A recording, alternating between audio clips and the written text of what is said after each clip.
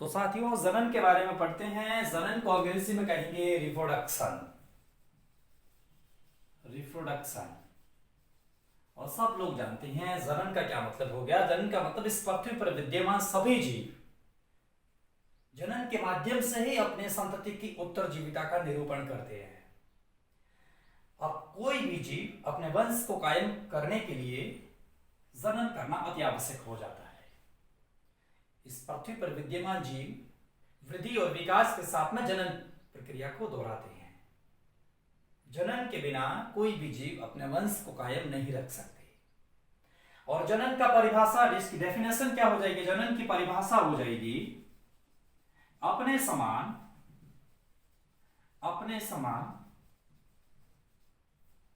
नई जातियों को उत्पन्न करना। अपने समान नई जातियों को उत्पन्न करना जनन कहलाता है। आपके सवाल कहते हैं ना कि सादर आमंत्रित है। और पहले चैप्टर से मैंने शुरुआत की है। एनसीईआरटी के कुछ बिंदुओं को साथ में लेकर के चलना पड़ेगा। जो भी विद्यार्थी घर पे बैठे हैं आराम से लगातार अपन मैं कंटिन्यू टॉपिक वाइज पढ़ाऊंगा तो उसको पढ़ सकते हैं। आप रजिस्टर और एक पेन लेकर के साथ में बैठने की कोशिश करें, बेहतरीन तरीके से मैं समझा सकूं और लिख सकें। अपने समान नई जातियों को उत्पन्न करना जनन कहलाता है। जनन कौन कर सकता है? क्या जनन एक ही जीव के मध्य हो जाता है या फिर जनन भिन्न भिन्न जीवों के मध्य होता है या एक ही जाति के मध्य किस प्रकार क्या होता है?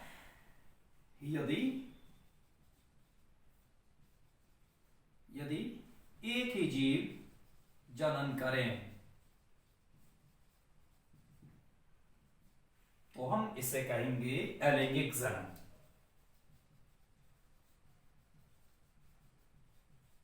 इसको कहेंगे अंग्रेजी में एसेक्सुअल रिप्रोडक्शन। और यदि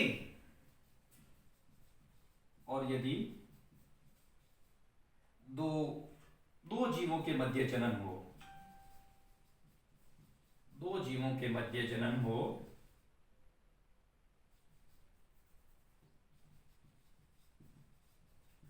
तो हम कहेंगे लैंगिक जनन यानी कि सेक्सुअल रिप्रोडक्शन।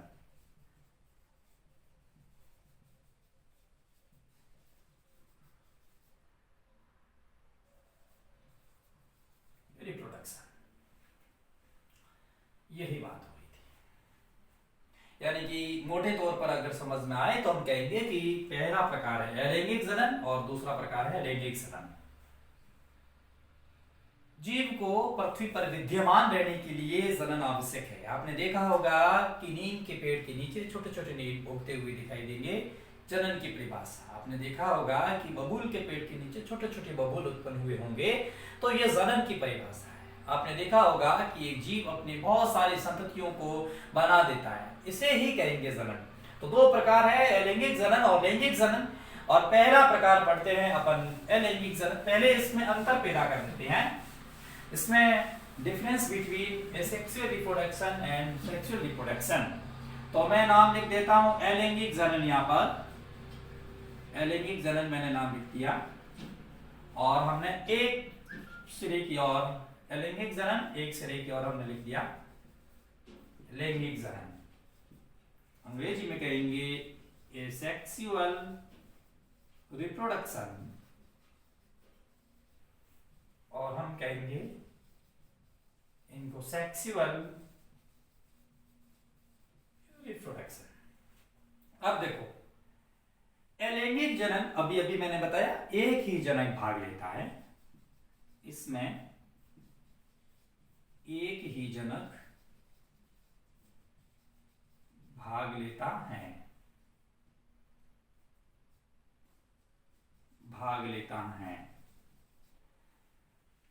और इसमें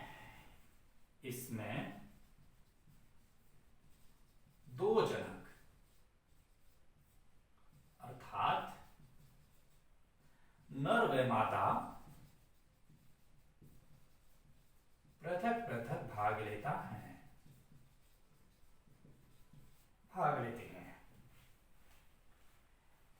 ये सरल विधि है।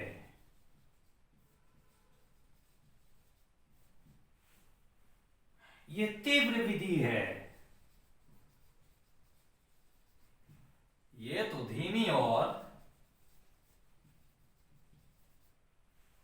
जटिल विधि है। ये क्यों कहेंगे जटिल है, ये क्यों कहेंगे धीमी है? जटिल विधि है। सबसे बड़ी चीज होती है इन लाइन को समझाना। अभी समझाते हैं। सरल क्यों है? क्योंकि निषेचन का निर्माण नहीं होता है।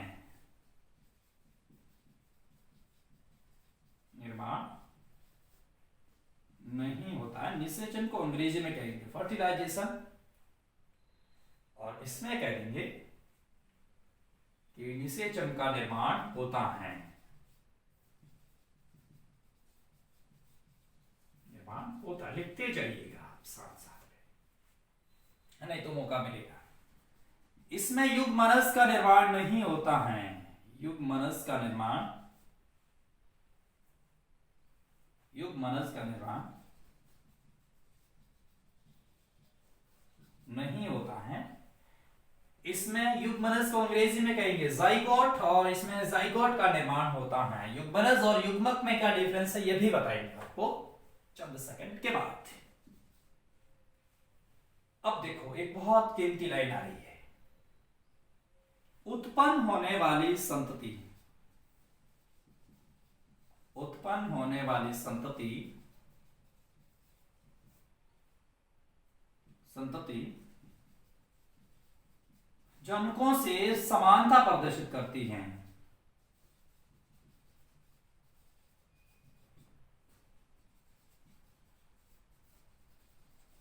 जनकों से समानता प्रदर्शित करती हैं। इसीलिए ये विधि जैव विकास में सहायक नहीं है। और इधर क्या लिखोगे? इधर तो भाई दो झलक है जिसमें दोनों मिश्रित गुण भी आ सकते हैं। पता नहीं दोनों में से किसी एक के ज्यादा भी गुण आ सकते हैं। ये तो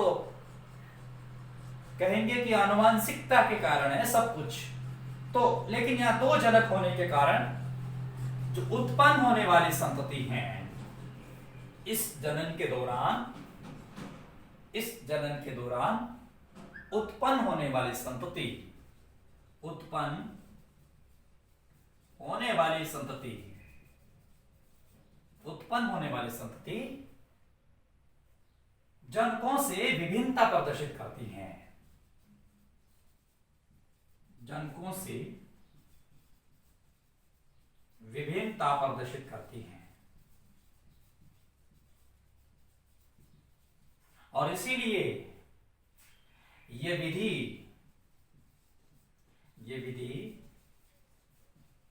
जैव विकास में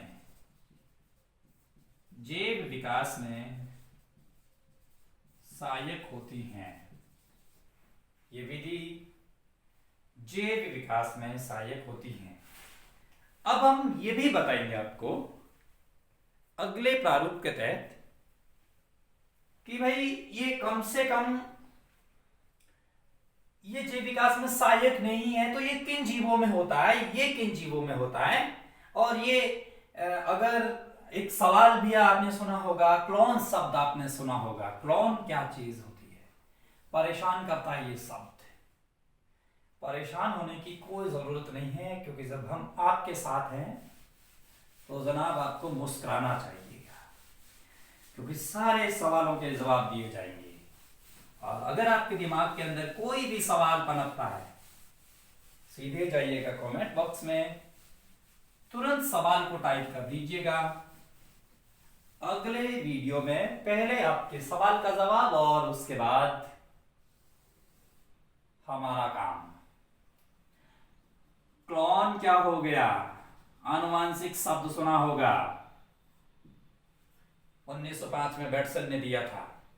ग्रेगर जॉन मेंडल को फादर बोला जाता है ना? और आनुवांशिक व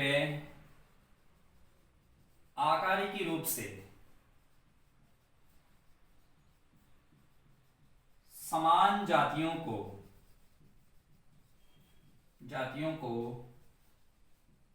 क्लोन कहा जाता है। कई बार सवाल पूछा जाता है और पूछा भी गया है, क्लोन क्या है,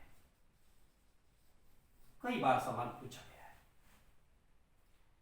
तो इसका मतलब भी हो गया कि अलैंगिक जनन की संतति के तौर पर कहा जा सकता है। अब देखो,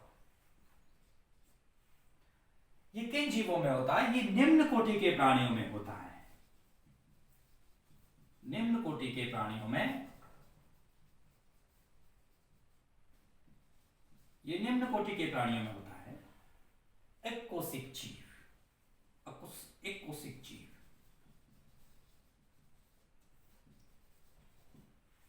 और ये उच्च कोटि के प्राणियों में होता है।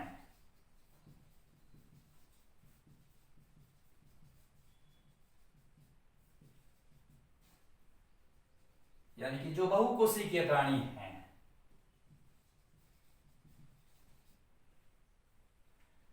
यानी कि बहुकोशिक जीव या दीर्घ जीव। अब देखते हैं कि ये जनन, हमने पढ़ा कि जो लैंगिक जनन है जटिल और धीमी है। एक शब्द बीच में आया था, हमने कहा जटिल विधि है और ये धीमी विधि है। क्यों? ये सरल क्यों है? पहली चीज तो अलैंगिक जनन में एक ही जनक भाग लेता है और ऐसी कोई गतिविधि नहीं होती है जिसके माध्यम से जीव धीरे धीरे आगे विकसित हो जाए, तदुपरांत उसकी उत्पत्ति हो। ऐसा बिल्कुल नहीं होता है। इसमें तो केवल इतना सा ही होता है, एक कोशिका दो बराबर भागों में या अनेक बराबर भागों में या फिर अनेक असमान भागों में बढ़ जाती है। अलैंगिक जनन की तो ये मुख्य अवधारणा है। और एक जनाब हम पॉइंट पीछे छोड़ गए, समसूत्री विभाजन होता है अलैंगिक जनन में और अर्धसूत्री विभाजन यानी कि अभी होता है लैंगिक जनन में। समसूत्री विभाजन होने के कारण ये एक सरलतम विभाजन कहेंगे या सरलतम जनन कहेंगे। और अर्धसूत्री विभाजन, अंडजनन और शुक्रजनन देख लो, युग्मक भी कितने मुश्किल से, कितने जटिलतम प्रक्रिया के दौरान उत्पन्न होते हैं। स्पर्मेटोजेनेसिस और ओजेनेसिस वही अभी के द्वारा, अर्धसूत्री विभाजन के द्वारा। लेकिन फिर भी कहेंगे कि लैंगिक जनन इतना धीमे है क्यों? इसमें लैंगिक जनन के दौरान कौन कौन सी परिघटनाएं घटित होती हैं? तो लैंगिक जनन की परिघटनाएं, ये परिघटनाएं आपको आराम से आगे बताएंगे, लेकिन हल्का सा यहां पर शुरुआत तो कर दी जाए। एक शब्द आपने सुना होगा, युग्मक। उनसे पहले आपने सुना होगा जनद, गोनेड्स बोला जाता है। युग्मक को गैमेट्स बोला जाता है। इस शब्द ने तो परेशान किया होगा, और इसने नहीं किया तो इसने तो आपको किया होगा। निषेचन, इसको बोला जाता है फर्टिलाइजेशन। जाइगोट नाम है इसका और गैमेट्स नाम है इसका, गोनेड्स कहेंगे इसको। जनद क्या होते हैं इसके बारे में चर्चा कर लेते हैं। जनद हम आपको बता देते हैं, एक नर प्राणी होता है, एक होता है मादा।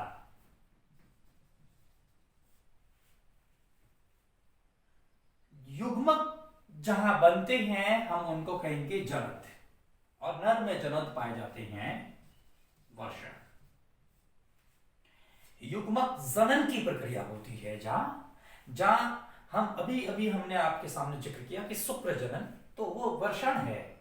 स्पर्मेटोजेनेसिस, पुटेस्टिस है ये, ओजेनेसिस प्रक्रिया अंडाशय में संपन्न होती है। जनाब इसको ओवेरी कहेंगे। और इसको कहेंगे टेस्टिस, और इन्हीं को ही कहेंगे जनद। ये जनद है, और इसमें किसका निर्माण होता है? वर्षण में शुक्र जनन के दौरान शुक्राणु, और इधर अंडाणु, और शुक्राणु और अंडाणु को ही अपन युग्मक कहेंगे। मैंने नीचे नाम लिख दिया युग्मक, मैंने यहां भी नाम लिख दिया युग्मक। शुक्राणु किससे बनते हैं? नर से, नाम लिख दीजिएगा नर युग्मक। अंडाणु किससे बनते हैं? मादा से, नाम लिख दीजिएगा मादा युग्मक। और ये भी ध्यान देना है कि इसकी गुणिता होती है अगुणित, और यह भी अगुणित। अगुणित का मतलब यानी कि वह कोशिका या केंद्रक जिसमें गुणसूत्र जोड़े के रूप में विद्यमान नहीं है, हम कहेंगे अगुणित। ये तो हो चुके हैं। ये क्या है और ये क्या है? इसको समझने से पहले फर्टिलाइजेशन को, निषेचन को समझ लेते हैं। स्टार्च बर्गर वाली चीज, इन दोनों के आपस में संलयन। अब जनाब संलयन कैसे? ये रह गया शुक्राणु, ये रह गया अंडाणु, और ये दोनों आपस में मिल गए। दोनों आपस में मिल गए। इनके नर युग्मक और मादा युग्मक के संलयन की प्रक्रिया को कहेंगे निषेचन या फर्टिलाइजेशन। याद कर दीजिएगा, 1 नंबर का सवाल परेशान कर सकता है। कभी कभी परीक्षा के अंदर बिल्कुल लल्लू पंजू सवाल पूछा जाता है, और ये लल्लू पंजू सवाल अगर आ जाए तो हमें बिल्कुल नहीं हिचकना है, हमें लिखना है नर युग्मक और मादा युग्मक के संलयन की प्रक्रिया को हम कहेंगे निषेचन। और निषेचन के फलस्वरूप अब जो ये चीज बनी है, ये वाली चीज, बस युग्मनस कहते हो। अब यहां पर ध्यान देना, युग्मनस का निर्माण 2 युग्मकों के संलयन से होता है। और जब नर युग्मक और मादा युग्मक अगुणित है, ये अगुणित है, ये भी अगुणित है, तो सीधा सवाल है ये द्विगुणित होगा। तो बड़ा सवाल क्या बनता है? यदि युग्मक अगुणित है तो युग्मनस की गुणिता होगी। आ चुका है ये सवाल। पहला क्या होगा? अगुणित, दूसरा सतगुणित, तीसरा द्विगुणित, और चौथा इनमें से कोई नहीं। उत्तर आएगा यदि युग्मक अगुणित है तो हमने कहा युग्मनस भी क्या हो जाएंगे? द्विगुणित। और उत्तर आपका आएगा द्विगुणित। ये सब कुछ घटना इसके अतिरिक्त भी होगी। निषेचन के बाद में हमने सुना होगा एक ये विदलन, मोरूला, लैंगिक जनन की बात हो रही है यहां सब, ब्लास्टुला, गेस्टुला। देखा होगा बार बार समसूत्री विभाजन रहता है, कोशिकाओं की संख्या बढ़ती जाती है, आकार वही रहता है, विदलन कहलाता है। क्लीवेज का ये अंग्रेजी में। मोरूला 16 कोशी की अवस्था, मोरूला। ब्लास्टुला कौन? जो युग्मनस को, एम्ब्रियो को जो इम्प्लांटेशन करवाता है, गर्भाशय में प्रत्यारोपित करवाने में मददगार कौन सी अवस्था होती है? या युग्मनस कौन सी अवस्था में गर्भाशय में प्रत्यारोपित होता है, इम्प्लांटेशन होता है, रोपण होता है? ब्लास्टुला अवस्था। और इसमें 3 जनन स्तरों का निर्माण होता है, एक्टोडर्म, मेसोडर्म और एंडोडर्म। इतनी घटना घटने के बाद में मनुष्य का, सजीव का, जीव का निर्माण होता है।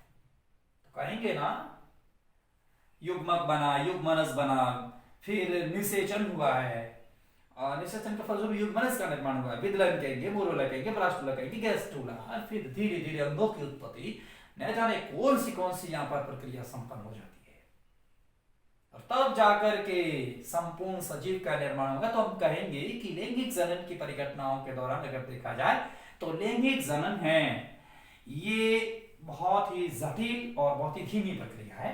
परिघटनाओं में मुख्य रूप से 3 चीजों को सम्मिलित किया गया है। युग्मक जनन,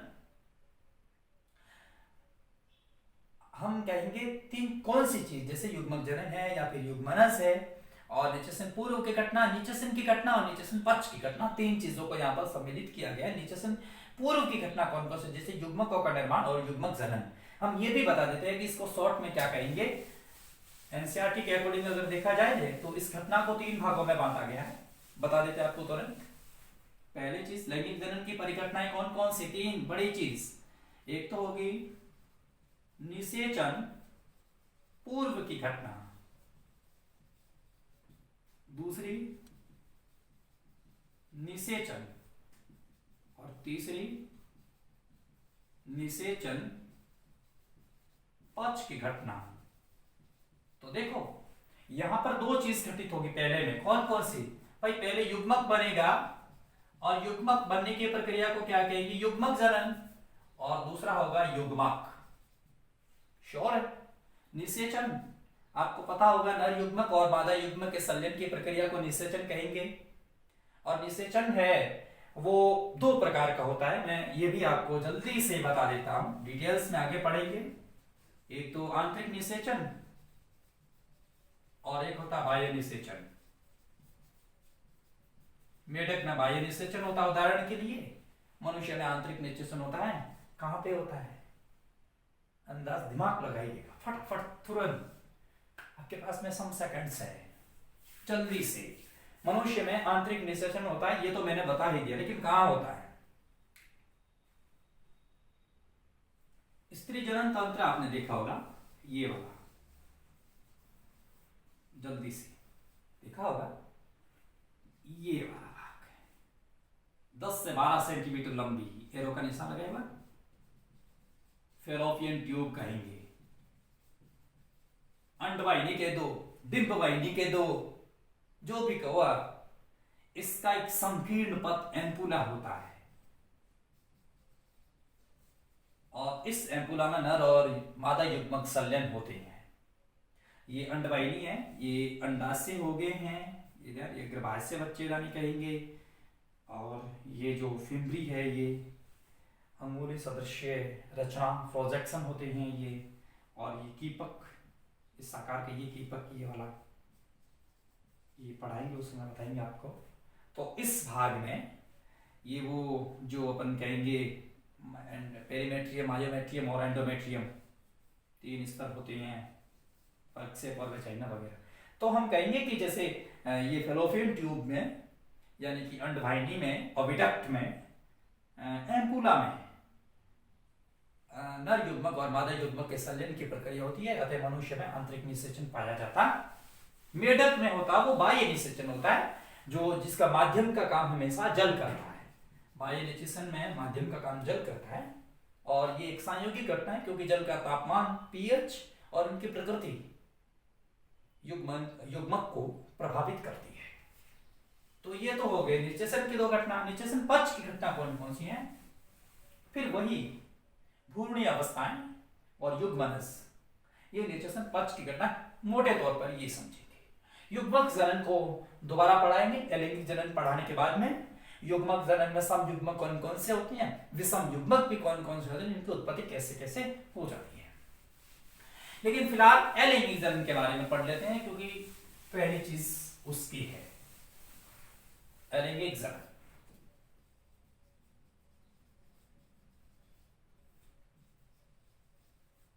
अलैंगिक जनन, तो अलैंगिक जनन की घटना अगर हम देखे जाए तो अलैंगिक जनन अभी हमने कहा कि जिसमें समसूत्री विभाजन होता है, एक ही जनक भाग लेता है, निषेचन नहीं होता है, युग्मनस नहीं, युग्मनस का निर्माण नहीं होता है।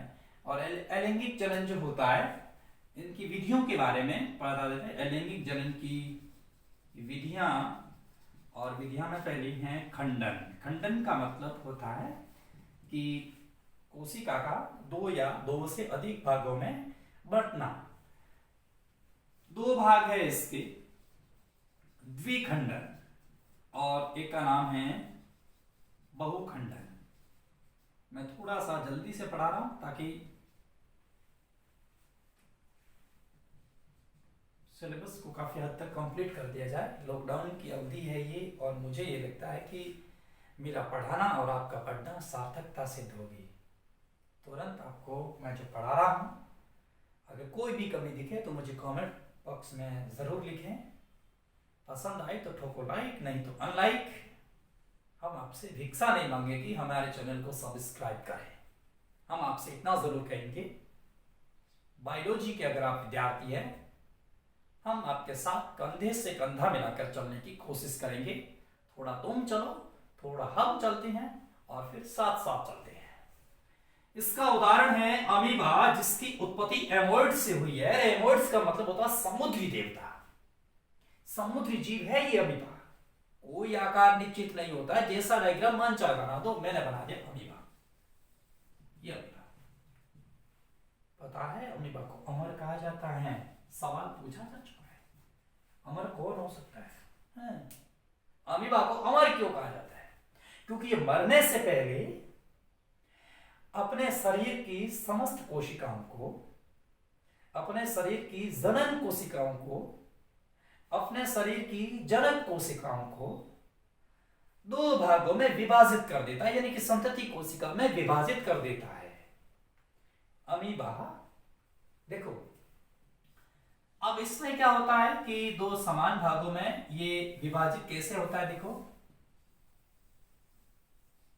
और इसमें जो कोशिका ध्रुवी है उनके साथ में वो भी विभाजित हो जाता है, उनके साथ में कोशिका ध्रुवी है वो भी विभाजित हो जाता है, और अंत में दो पृथक पृथक सजीवों का निर्माण हो जाता है। दो बराबर भागों में बांटे नहीं बांटे, देखो। इसका मतलब ये हो गया कि एक तो अमीबा का आकार निश्चित नहीं है, दूसरी को विभाजन होने वाली कोशिकाएं भी असमान हो सकती हैं। लेकिन बंटने के दौरान जनक कोशिका कभी कभी मर जाती है, कभी कभी नहीं मरे, तो फिर अमीबा अमर है। बहुखंडन की बात प्लाज्मोडियम उदाहरण है इसका। प्लाज्मोडियम आपके जहन में आया होगा,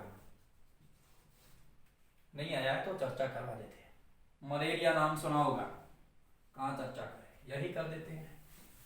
मलेरिया नाम, थोड़ी सी जानकारी मलेरिया के बारे में, क्योंकि रोग के कारण तो हिंदुस्तान और विश्व बंद है। कोरोना के कारण ये तो रोग है ना, विषाणु जनित रोग है। प्लाज्मोडियम प्रोटोजोआ संघ का प्राणी है ना। प्लाज्मोडियम किसका रोगजनक है? मलेरिया का। खोज किसने की थी मलेरिया की? और रोनाल्डो रोस ने। रोनाल्डो रोस ने। कितने प्रजाति है प्लाज्मोडियम की? 4 प्रजाति है जना। पहली प्लाज्मोडियम वाइवैक्स, दूसरी प्लाज्मोडियम मलेरिया, तीसरी प्लाज्मोडियम फैल्सिफेरम, चौथी प्लाज्मोडियम वाइवैक्स हो गया, मलेरिया हो गया, फैल्सिफेरम हो गया, तो ओवेल की ओर लौट जाती है। ओवेल सबसे खतरनाक है, सबसे डेंजर, मस्तिष्क में पहुंचता है, नब्ज को फाड़ देता है, समय पर इलाज नहीं तो गए काम से। बात प्लाज्मोडियम की हो रही है। क्या करता है?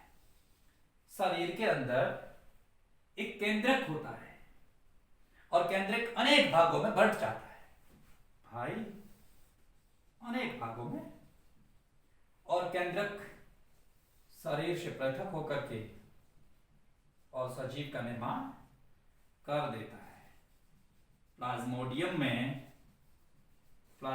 में बहुखंडन, उदाहरण आपको याद रखना, ये छापो। प्लाज्मोडियम में बहुखंडन, उदाहरण आपको याद करना ही है। किसी भी सूरत में उदाहरण आपके लिए ही काम आएंगे, और कभी कभी उदाहरण से भी पूछा जाता है ना। तो प्लाज्मोडियम कोशिका में हमेशा क्या होता है, बहुखंडन होता है। इसका अतिरिक्त भी है, जैसे मुकुलन है, जैसे हाइड्रा में मुकुलन के द्वारा होता है, सब कुछ होता है। लेकिन ये पढ़ते हैं, अब उतार दिया हो तो हम चल जाते हैं मुकुलन की ओर। मुकुलन हाइड्रा में होता है। तो खंडन के बारे में आपने पढ़ा, मुकुलन। मुकुलन क्या चीज होती है? मुकुलन का मतलब ये हो गया कि किसी सजीव की कोशिका जो होती है, जनक कोशिका होती है, उनमें से कोई एक अतिवर्धी के रूप में कोशिका विकसित हो जाती है, और वही अतिवर्धी आगे जाकर के एक संपूर्ण सजीव का निर्माण कर देते हैं। कहेंगे कि हाइड्रा में भी क्या होता है, मुकुलन होता है।